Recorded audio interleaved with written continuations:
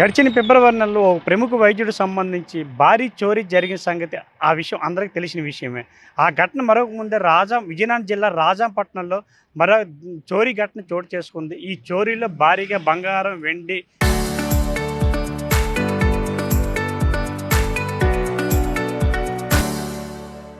నగదు పోయినట్టు ఆ కుటుంబ సభ్యులు ఆరోపిస్తున్నటువంటి పరిస్థితి.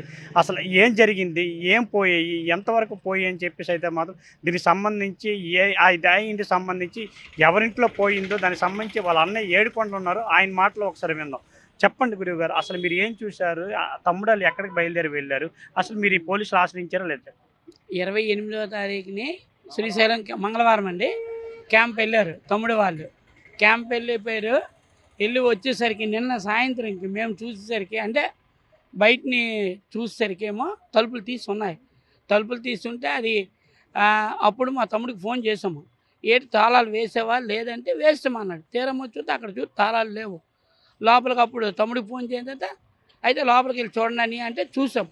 నేను ఇంకొక ఇద్దరము కలిసి వెళ్ళి చూసి అవన్నీ చూస్తే బీరువా పగలగొట్టేసి ఉంది.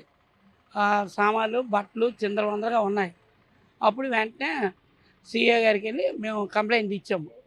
ఇస్తే ఆయన తప్పు వెంటనే పోలీసులు ఇద్దరు వచ్చి అన్నీ చూసి వీడియోలు తీసి రేపు క్లూస్ టీమ్ వస్తుందండి, మీరు ఉండండి, డాగ్ స్క్వాడ్ కూడా వస్తుంది, మీరు ఎటు వెళ్ళకండి అని అన్నారు. అలాగేనండి అన్నాం. తాళాలు పగల కొట్టేసి ఉన్నాయా, తీసినట్టున్నాయా? తీసారు సార్. తాళం కప్పు కాదు సార్, ఓపెన్ చేస్తుంది బీరువా.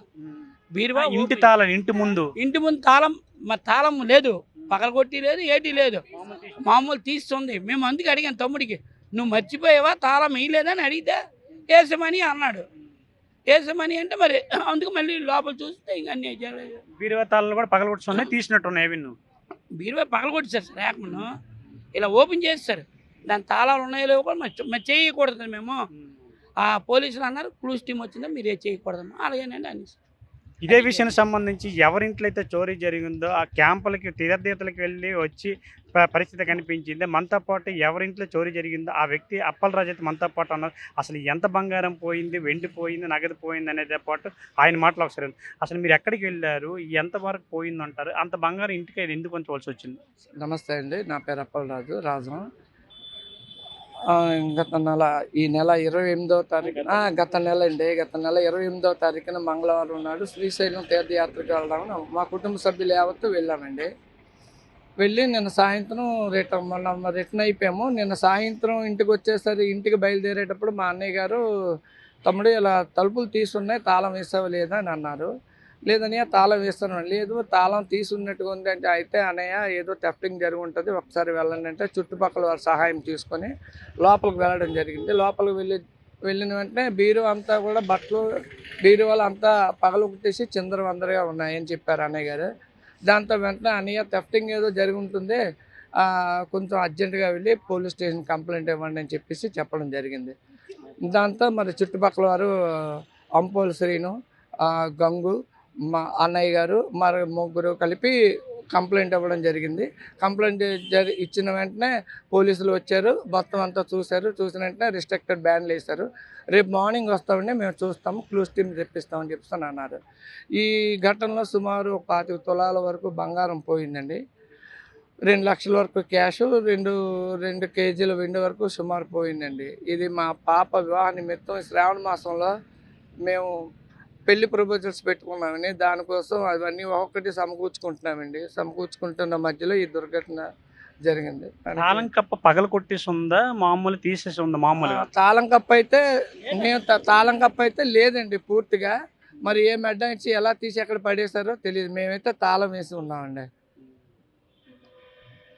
ఇది ఇక్కడ పరిస్థితి చూసుకున్నట్లయితే ఏదైతే విజయనగరం జిల్లా రాజాంపట్నం అవుతుందో, రాజాంపట్నంలో గడిచిన ఫిబ్రవరి నెల చూసుకున్నట్లయితే భారీ బంగారం చోరీ జరిగిన సంగతి అందరూ తెలిసింది.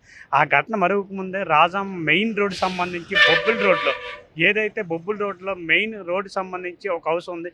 ఆ హౌస్లో అయితే మాత్రం భారీ బంగారం 25 తులాల బంగారం, 2 తులాలు ఈ 2 లక్షల క్యాష్ అయితే పోయినట్టు సమాచారం అని చెప్పేసి మనకైతే ఆరోపించే పరిస్థితి అప్పలరాజు.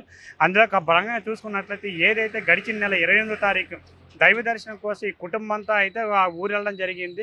ఆ ఊరు వెళ్ళే క్రమంలో అయితే మాత్రం నిన్న సోమవారం సాయంత్రం ఇంటికి వచ్చి చూసేసరికి ఓకే ఇక్కడ సంబంధించి అప్పలరాజు అన్నయ్య గారు ఇంటి తలుపులు తీస్తున్నాయి, బీరువా చెల్లాచెదరపడేస్తుంది, ఏం జరిగిందని చెప్పేసి వెంటనే ఫోన్ చేయడంతో ఇలా జరిగి ఉంటుందేమో, చోరీ జరిగి ఉంటుందేమో, ఒకసారి పోలీసులకు వెళ్ళి చెప్పండి అని తమ్ముడు అప్పలరాజు చెప్పడంతో వెంటనే పోలీసులు చెప్పడం జరిగింది. ఇక్కడ సిచ్యువేషన్ పరిస్థితి చెల్లాచెదిరి ఉండడం చూసినట్లయితే మాత్రం దొంగతనం జరిగిందనే ఆనవాళ్ళు అయితే కనిపించే పరిస్థితి కనిపించి వెంటనే బాధితుడు అప్పలరాజు అయితే మాత్రం పోలీసులు ఆశించే పరిస్థితి కనిపించింది. ఇదే క్రమంలో పోలీసులు వచ్చి ఇక్కడ చూడగానే అయితే మాత్రం ఇక్కడ దొంగతనం జరిగిందని గుర్తించి ఏదైతే ఈ ఇంటికి సంబంధించి ఉందో ఈ ఇంటిని అయితే మాత్రం పోలీసులు ఆధీనంలో ఉంచుకొని క్రూజ్ టీం వచ్చేంత వరకు ఉండాలని చెప్పేసి ఆధీనంలో ఉంచుకునే పరిస్థితి కనిపించింది. సుమారుగా 25 తులాల బంగారం, 2 కేజీల వెండి, 22 లక్షల క్యాష్ అయితే పోయినట్టయితే బాధితుడు అప్పలరాజు ఆరోపించి కనిపించింది. దీని విలువ ఇంచుమించు 40 లక్షల పైగా ఉంటుందని అప్పలరాజు ఆరోపించే పరిస్థితి కనిపించింది. అంతేకాకుండా ఈ అప్పలరాజు అనేతను చిన్న షాప్ పెట్టుకొని జీవనం సాగించే పరిస్థితి, కూతురు పెళ్లి కోసం ఇదంతా దాచాను, ఇలా జరగడం లబోదిబ్బ అనే పరిస్థితి కనిపించింది. ఇలా చూసుకున్నట్లయితే రాజాపట్నం ప్రధానంగా అభివృద్ధి చెందుతున్న పట్టణంగా అయితే మాత్రం ఉంటుంది. అందులో భాగంగా ఇటువంటి జరగడం అయితే మాత్రం చాలా బాధాకరం. ఇటువంటి జరుగుతున్నాయి.